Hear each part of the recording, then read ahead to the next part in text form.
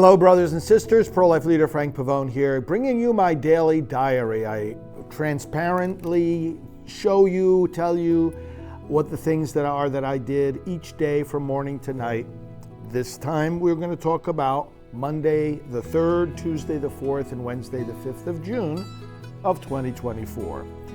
These were days in the office. So in the morning, on the 3rd, I began early at my desk, and the morning was staff work and desk work. We have our morning briefing every day, and some of the topics I was dealing with included the conference next month, where we are making a special effort to bring clergy into the political process in our nation.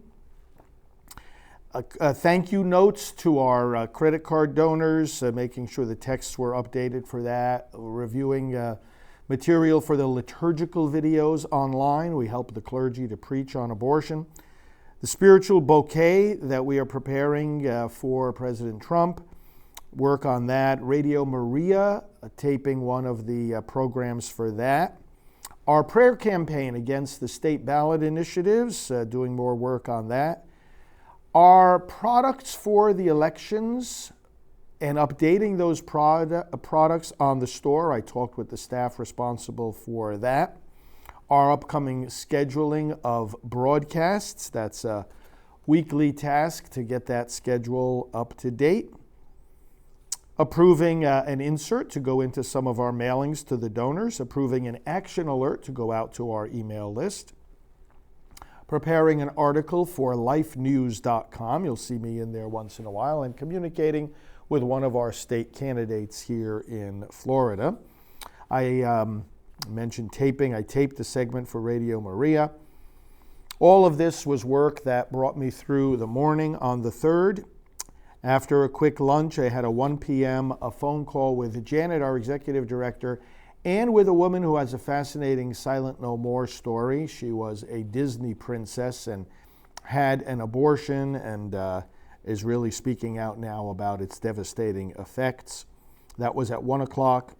2 o'clock, I had a meeting with some of our website and resource department personnel in regard to the matter I mentioned earlier of updating our election-related resources on our online store. That was at 2. More desk work, more checking in with staff. 3:45 here in the studio, Praying for America program. And then as soon as that was over, I welcomed a guest, a pro-life leader who is the director of a national group called Operation Save America, an activist group with which I've been involved for decades, and he's a relatively new director of that group. So he came in, we did a program here in the studio, gave him and his associates who were with him a tour of our office, and then we went out and had a working dinner, making plans for especially fighting these state ballot initiatives. So, and then he left, and by that time it was 7:45, and I had a phone call with Mark from our administrative team, a half-hour update call with him until 8:15. At 8:15, I had a travel meeting. Our executive director, together with our staff person who handles travel invitations, he was working that night. And we got together and did some work in terms of looking at upcoming invitations and planning upcoming trips.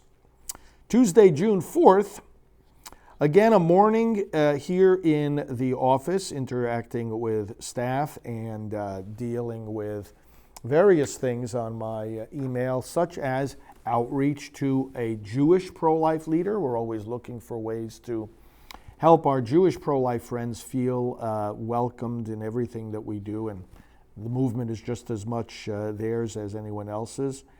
The election resources online, again, continuing to update those. Continuing to plan for June's conference called Road to Majority in Washington. Giving approval to appeal letters going out. Working on a spot that had to be revised for our liturgical resources, sending out a special letter to our upper donors, and then working with our team in terms of increasing our online advertising, which is a great way to come to the attention of new people. All this work brought me through the morning. Quick lunch, and then at 1 o'clock I had a 45-minute Zoom call with a very creative pro-life person who is connected with some folks in Hollywood and is doing a powerful, creating a powerful film in terms of abortion stories. As you know, of course, we have our Silent No More campaign, and many of those stories are bringing people to an awareness of the harm abortion does. So we talked about that with her and other things about the project. Shortly after that, I was back here in the studio. I had to do a series of tapings, spots, and upcoming programs, and then the Praying for America program for the days I'll be traveling this week. So all of that was mid to late afternoon taping here in the studio. Got end of day updates from staff, had dinner, and then at 8 o'clock in the evening had about a 40-minute Zoom call with our regional coordinators of Silent No More. This is a monthly call that we have, people from across the country who are helping us with this campaign. Had that 8 o'clock call, and then after that did some more work at my desk until it was bedtime. And then finally on Wednesday, June the 5th, some tapings in the morning together with my desk work and interaction with staff. Had to do some scripture reflections for the upcoming days when I'll be traveling. Took care of that. Some of the work at my desk and on emails included communication with Harrison Butker's team, interviews with pro-life leaders, that is planning them and interacting with them to plan those. Working on more articles, constantly sending out articles to various pro-life and conservative publications. Working on plans for addressing a big pastors' gathering over the summer. Getting ready for Night Vision, the Christian music festival I speak at every year in Colorado. Getting ready for the Republican National Convention, at which I will be attending. And then finally scheduling more media interviews that we will be doing in the days to come.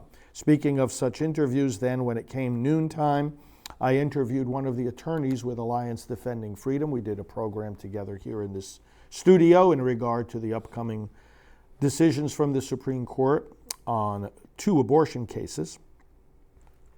Did more work at my desk after that and with the staff. 3 o'clock was back in here for about a 45-minute interview that was done of me on an online podcast. As soon as we finished that, took a quick break, and then I was in here and I was interviewing Brandon Strzok, who started a movement called the Walkaway Campaign, people leaving the Democrat Party. That was a great interview for about a half hour. That was for one of our Praying for America programs. And then as soon as I finished with him, went back to my desk, got end-of-day updates from the staff, and did various work in the evening to get ready for the trip I'll be making, and also signed some birthday cards for donors and bishops. June 3rd, 4th, and 5th. Those were the activities that I did. I appreciate you following my daily diary, and looking forward to talking with you again soon, not only on this, but on all our other broadcasts. God bless.